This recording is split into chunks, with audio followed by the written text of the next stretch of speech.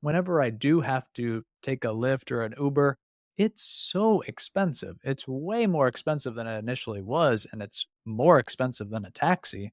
So whenever I'm coming back from the airport, I'm taking a taxi now because these rideshare companies have just failed me Hmm. in ways that I never asked for this. It's not solving a problem, but they have so much control over the market that I don't get to win anymore. Yeah, Like I just lose. And so I think it's not the app's fault. It's the need to grow super quickly and dominate the market. exactly. When did we really need one universal taxi company around the globe to control all fares? I didn't need that. Obviously, like you said, if we do have the globalization, yeah, I don't know if as many people can win because your markets just become so huge and detached from the people.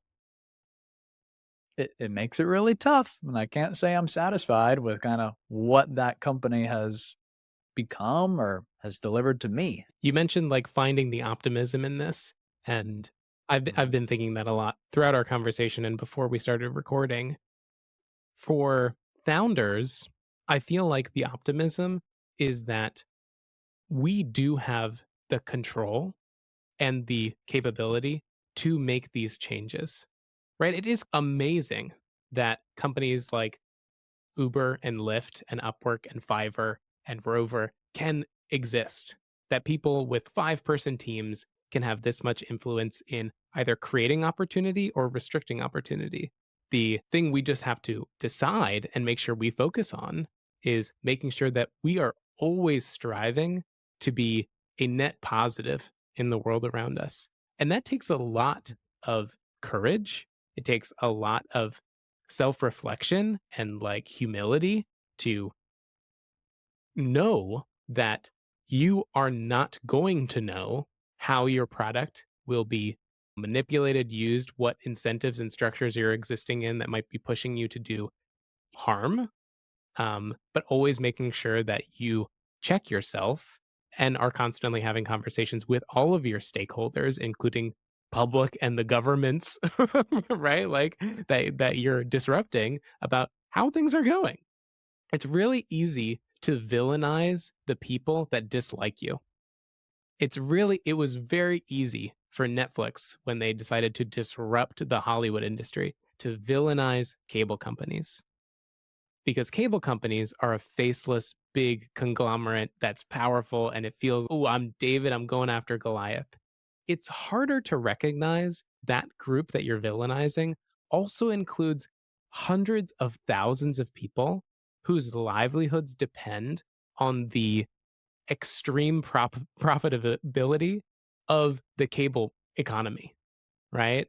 And it's Sure. hard to make that leap and to think about how you actually need, in some ways, to protect that transition and those people instead of just disrupting and letting the things crumble upon them. Yeah. A lot of good things to think about. You mentioned like the humility that it needs in order to frame your company in a way that does good. Mm. And that's difficult. And I think takes a lot of maturity as well.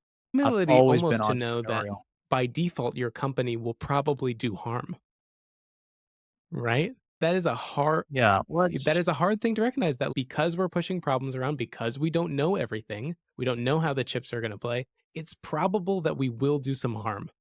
And so, how do we focus on internalizing that and minimizing that harm? Sorry, I cut you off. Continue.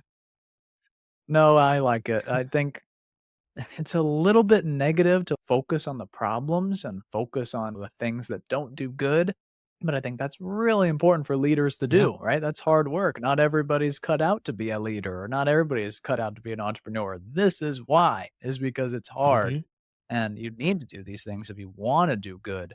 For me, like I was saying, I've always been entrepreneurial, I've always been following this path, but a few years ago, if you were to ask me, what are my goals and ambitions? I would have told you I want to sell a company for tens of millions of Hmm. dollars and then retire and do stuff for fun and be financially free. And I didn't just come out come up with that on my own. I felt very steeped in this culture of if Steve Jobs and Mark Zuckerberg can achieve this, why not Yep. me? Like, why can't I be incredibly successful in this world of tech startups and entrepreneurship?